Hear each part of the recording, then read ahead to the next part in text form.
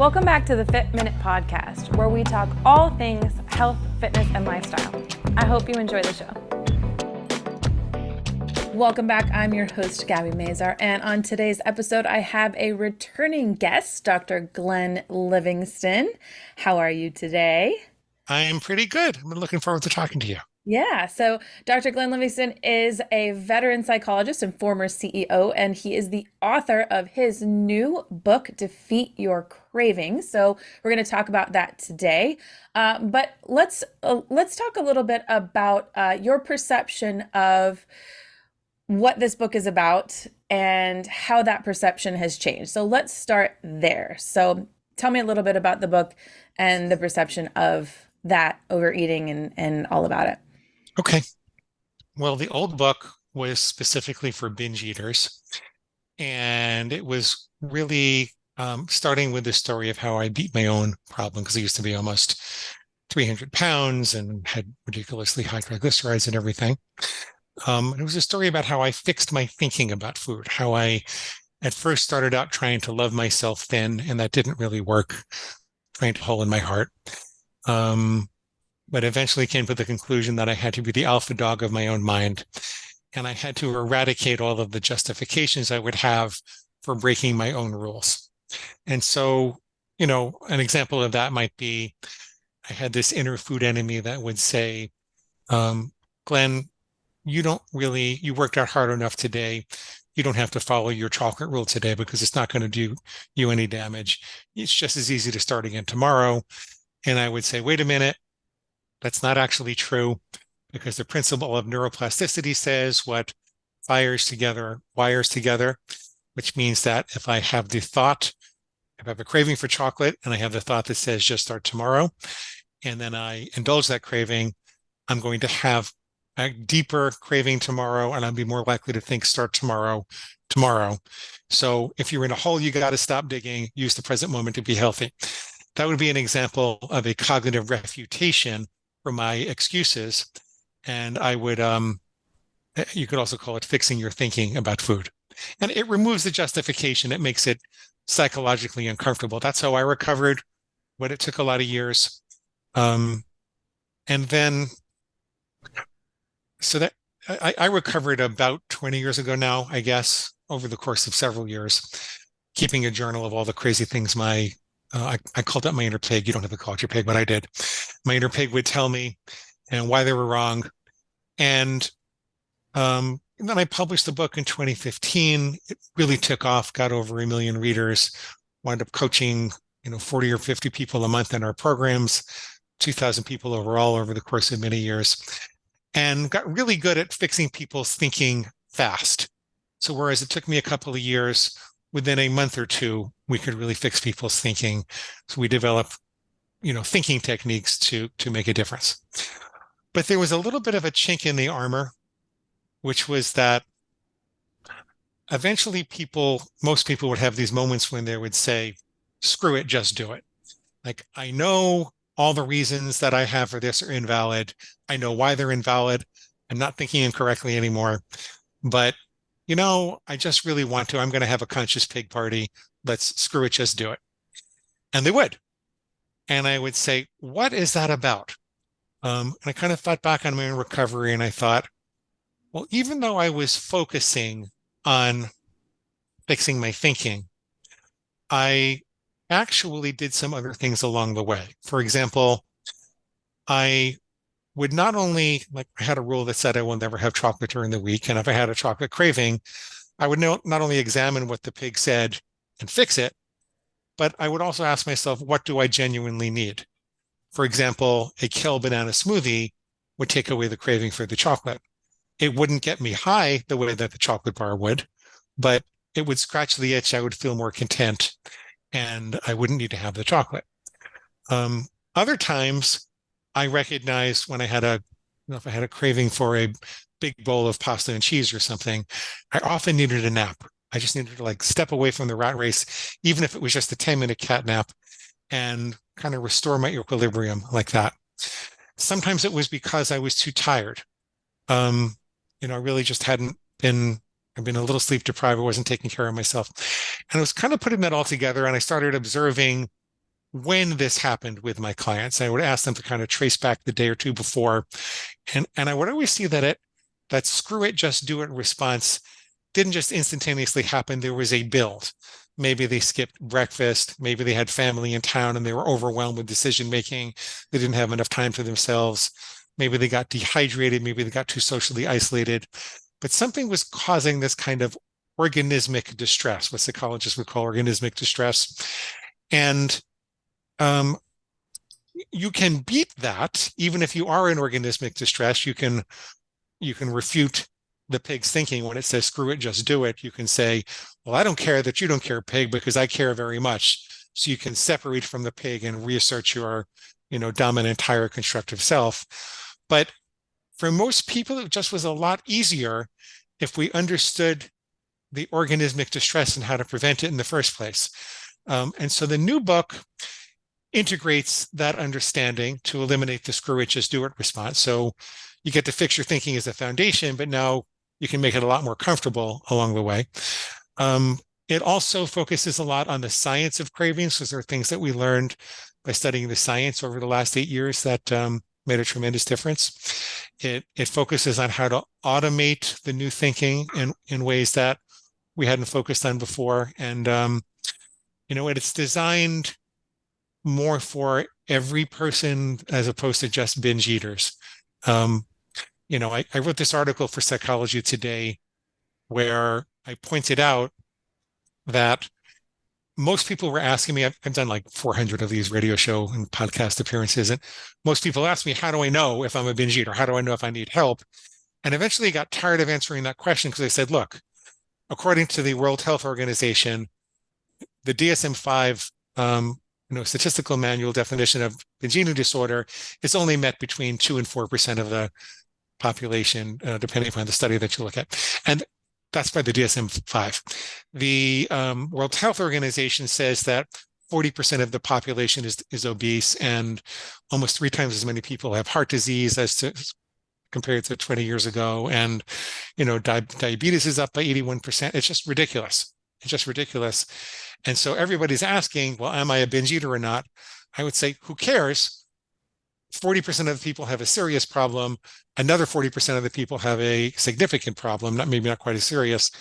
And what I'm teaching has nothing to do with surgery or pills or anything invasive. It doesn't cost $20,000 to, do this massive 1 month long intervention. Like, why not just take some techniques which can help you reorganize your thinking about food and eat within your own best judgment?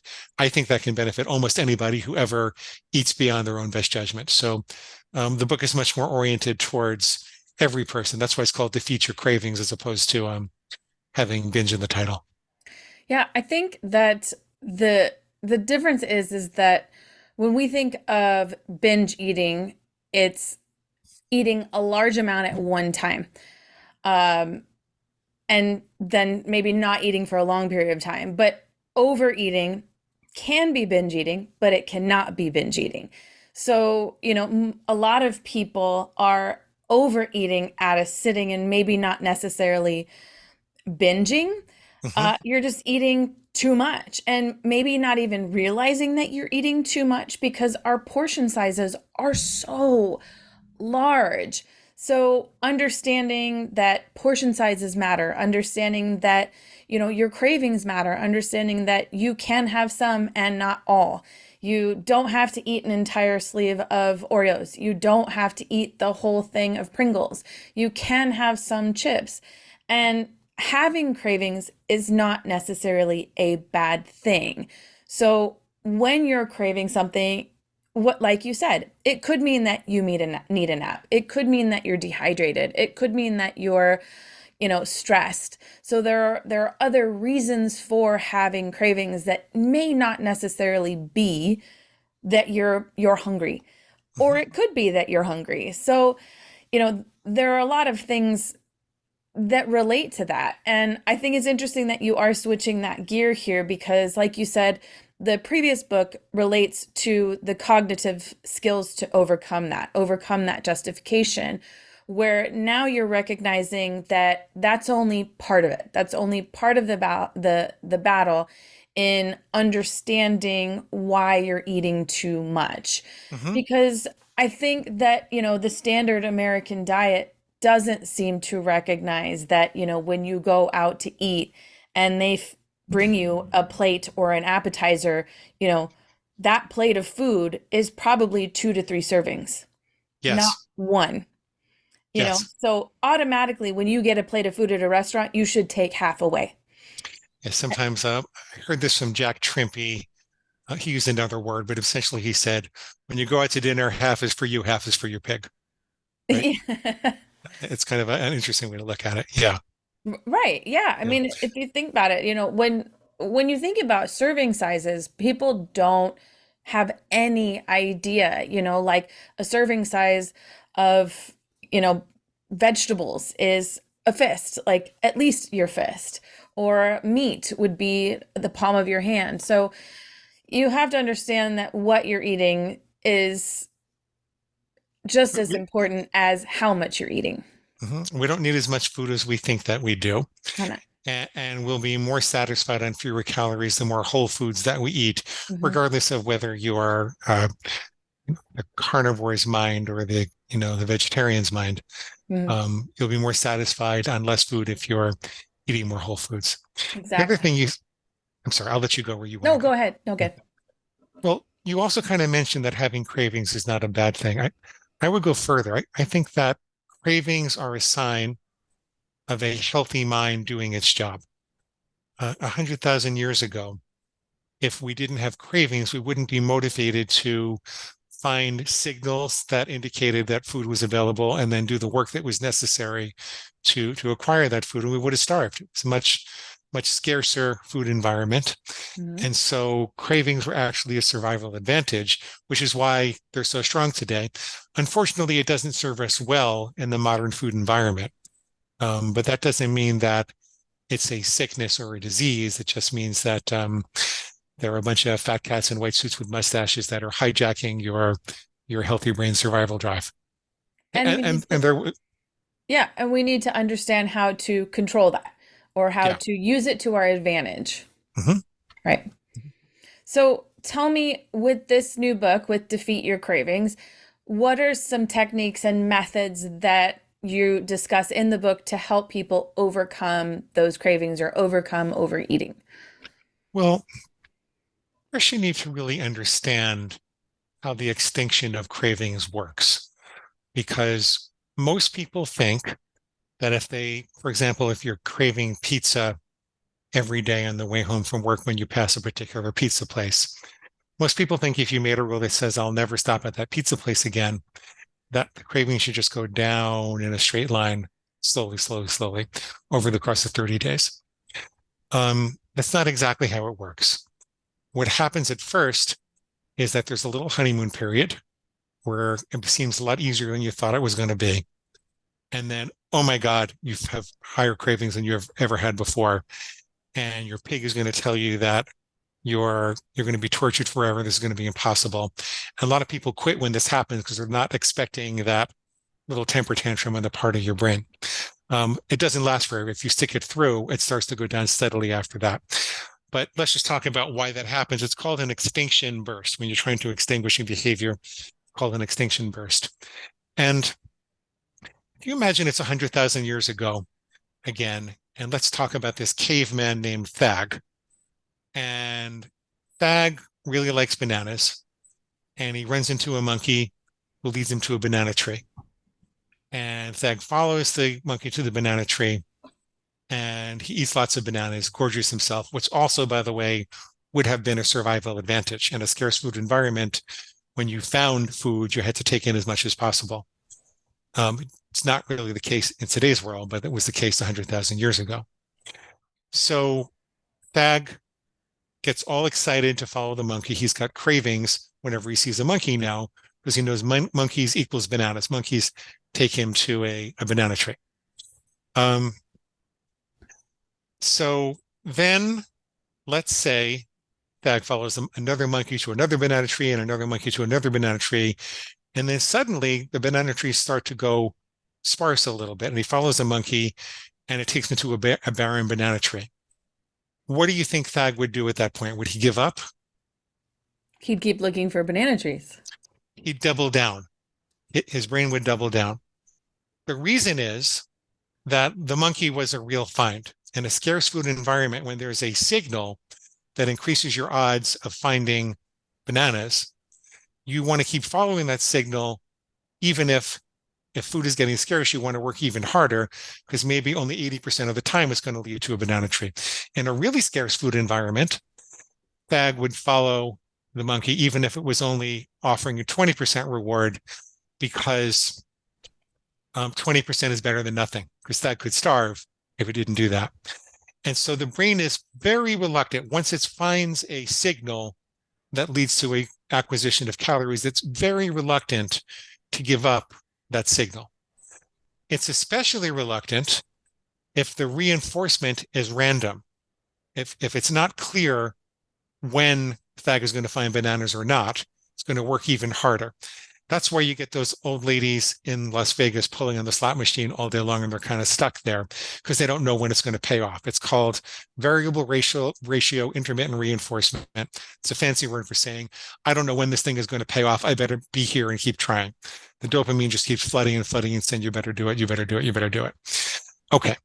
So that, going back to the extinction curve, that burst is your brain going, where the F are my bananas, right? Where the F is my pizza.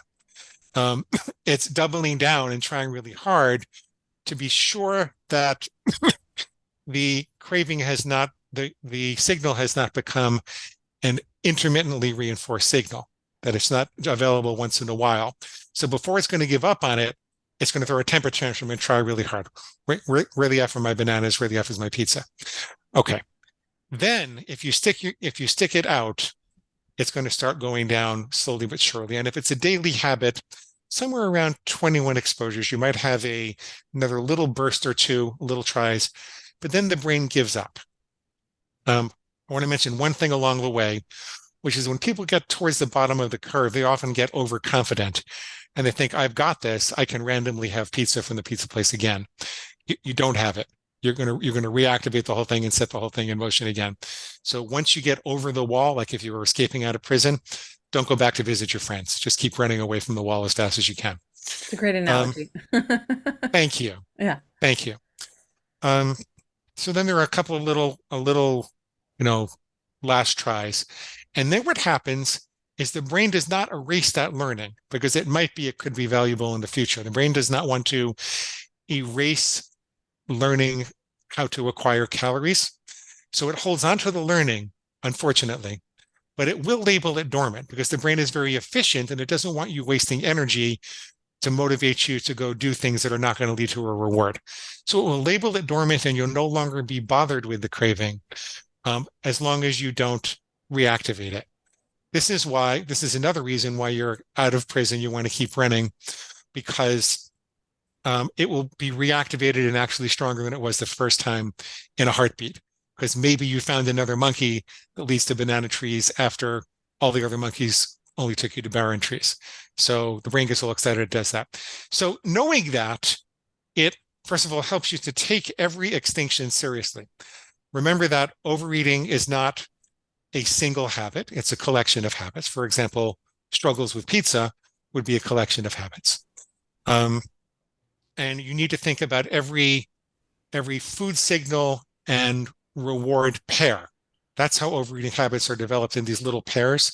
So you had the pizzeria on the way home from work, but maybe you also play gin rummy with the girls on Saturday nights. And maybe only once a month. Do you play gin rummy? You probably, I don't know why I said that. No. Okay. But maybe you do play gin rummy with the girls on Saturday nights. And so you go through this 1 month, you get over the curve, and you can drive by the pizza place, no problem whatsoever now. But then you go to this gin rummy game, and you guys usually order pizza when you were there, and you only go once a month or so. And all of a sudden, you've got these awful food cravings, and you think, I failed. This stuff doesn't work. But you didn't fail. You succeeded in extinguishing and labeling dormant the pizza place as a signal for the availability of pizza. And instead, you succeeded in that, but you had not addressed the signal of being playing gin rummy with your friends with pizza in the apartment. Um, and so, as a practical matter, usually 80% of the problem is tied to the daily habit, and people go through it pretty quickly.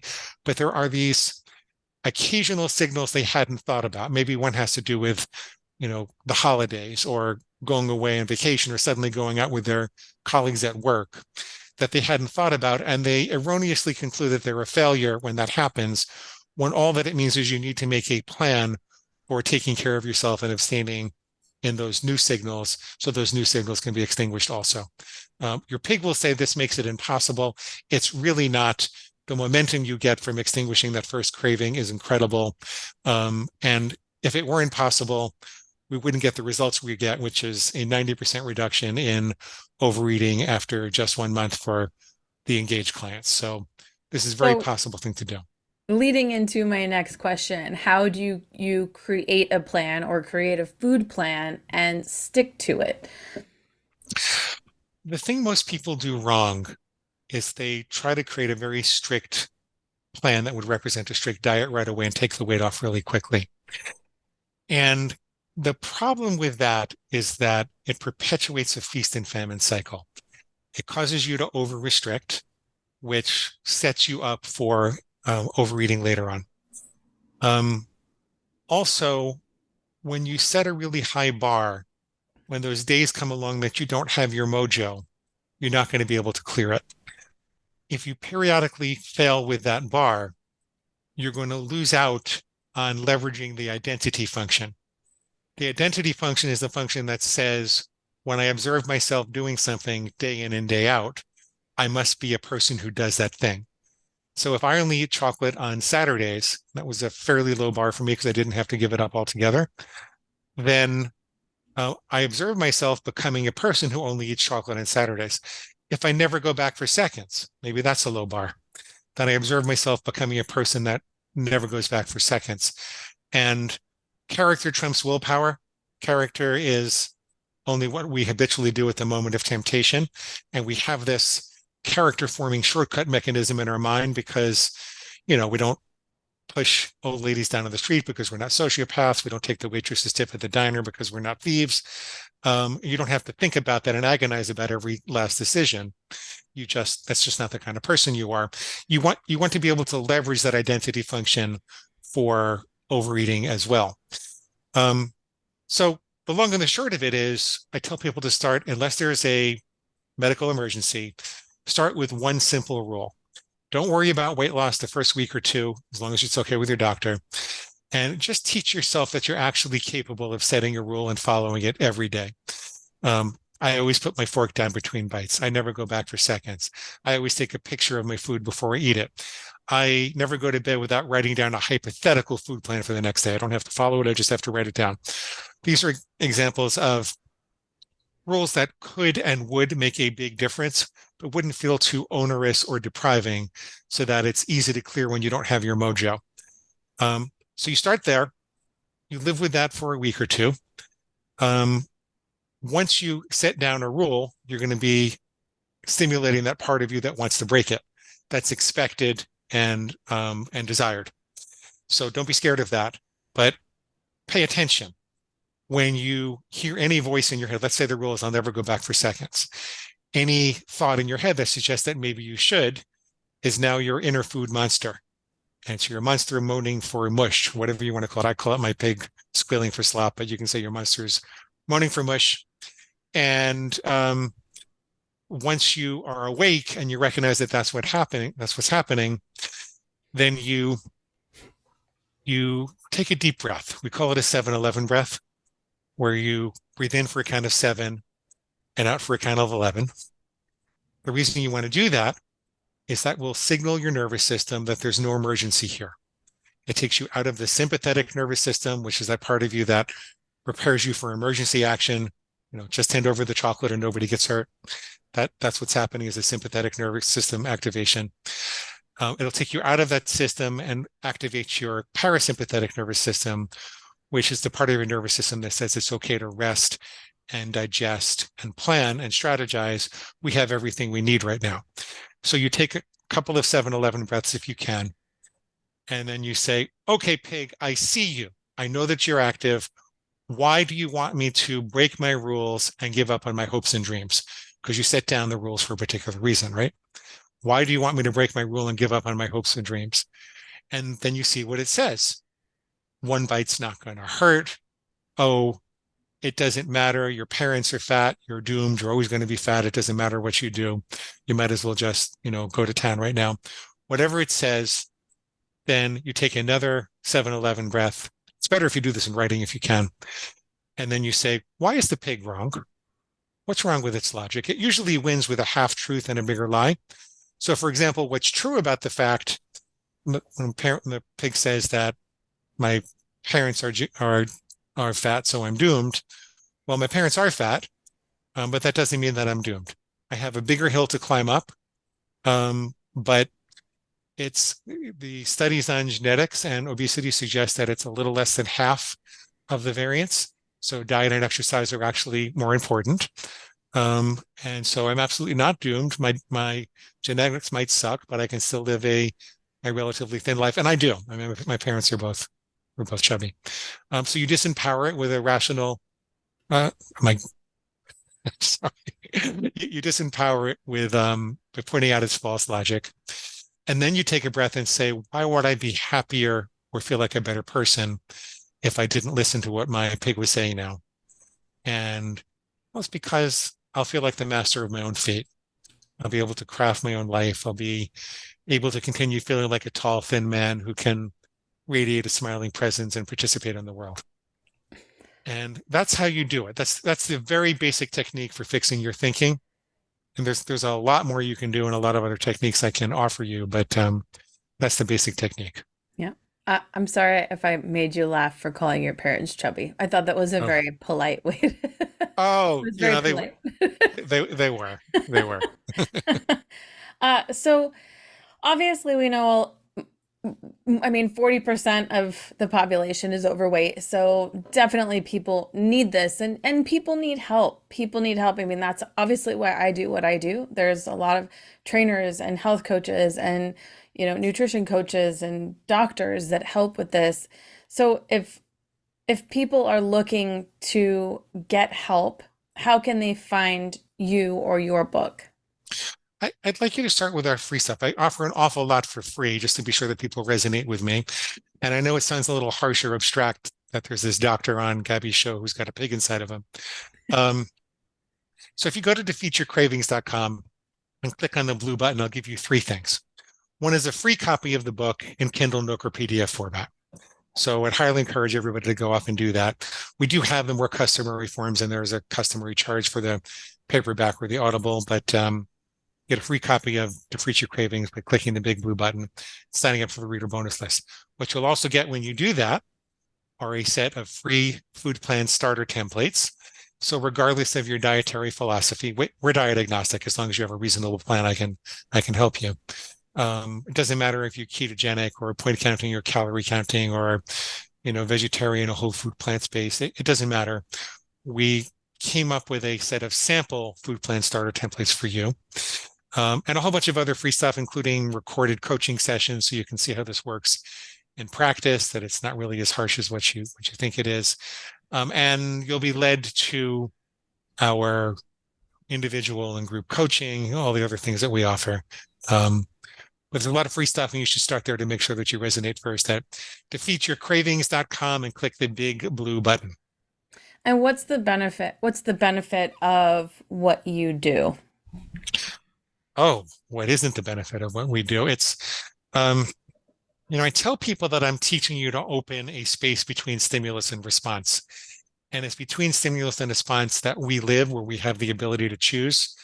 So I can help you to take your eating off of autopilot and be able to stick to the food plan of your choice, which really is the beginning of opening up a more proactive life. It's the difference between feeling in charge and like the master of your own fate versus feeling like you're, your pig slave, like you're in a pig slave. So makes a world of difference. Usually helps people with food obsession. We take happiness scores before and after, and those those go up significantly also. So yeah, it's all at defeatyourcravings.com. Click the big blue button. Yeah. And you live this. You live this and you've done this No, yourself. no, I mean I'm not Yeah. 300 pounds anymore, and Yeah. yeah, I've done this for uh, I'm pretty sure I was 41 or 42 when it started. I'm 59 now, so I guess not quite 20 years, Yeah. but So, a I very long mean, time, very long it's time. not, this isn't just you saying, hey, follow this. This is something that you live and breathe every day to teach people what you've done and what you've researched to help others to defeat their cravings, to empower I themselves to really take charge of that feeling and need to overeat and to not feel the way they feel anymore. And I think that's empowering, and I think that's a really great thing because I think so many people feel hopeless and lost and don't know where to start and don't know they've tried everything. I think people have tried everything. They've dieted, yo-yo dieted, done everything under the sun, and you have to start here. You have to start in the head and not just with the food not just with the food that's going in your mouth. You have to understand that it's in your brain telling you to do these things, and a lot of it is, just the way we're wired, right? uh, True that, true that. Yeah. So you Yes, can unwire it. No, you're still wired that way, but you you can you have control of that. you can create new pathways and send your brain's energy down that and label the old pathways as dormant. Exactly. Exactly. Yeah. Well, is there anything you want to leave our listeners with today that you think is important for them to know about you or about your new book or anything that you would like to share with them? Oh, there's one important thing I'd like to say, Okay. which is boom chugga lugga lugga boom chugga lugga lugga boom chugga lugga lugga boom. I don't know. I never know what to say when people ask that at the end. I don't either. I don't either, but I Uh, ask it at the end of every podcast because, yeah. you never know if there's something. I mean, what I could leave you with a quote from Jim Rohn, who's one of my favorite philosophers. He says that a life of discipline is better than a life of regret. We tend to think that discipline takes away our freedom, but actually freedom is built upon discipline. You could think of when you drive a car, the discipline of the engineers makes it possible for your steering wheel to rotate 30 degrees, your wheels to rotate 30 degrees when you rotate the steering wheel 30 degrees, which greatly expands your radius of locomotion because you feel confident about driving the car around town. When I was a kid, I wanted to be a jazz pianist, and so I practiced my skills like crazy, and I studied the structure of music. Knowing that structure allowed me to improvise my soul away from the structure, knowing that the structure was kind of underneath and how I could get back to it. Um, the the food rules and the discipline to be able to follow them are like those skills, and they allow you to really experience much more food freedom in your life than you could possibly imagine. So, yeah, life of discipline is better than a life of regret. And Peter McWilliams said you can have anything you want, but you can't have everything you want. Sometimes you got to choose. So, Yeah. go to defeatyourcravings.com. Get the Yes. book. Thank you so much, Glenn. Thank you for coming on the show. I really appreciate you returning and sharing your new book with us. Defeatyourcravings.com. You can get his free ebook or the free book through Kindle, any of his templates, and see some of his videos, coaching videos as well. So thank you so much for coming on the show. Thank you, Gabby. Yes, Appreciate it. and yeah, absolutely. Thank you everyone for listening. We will see you all next week. And if you're interested in any of our fitcations as well, you can go on to destinationfitcations.com where you can be healthy and be on vacation. So see you all next week.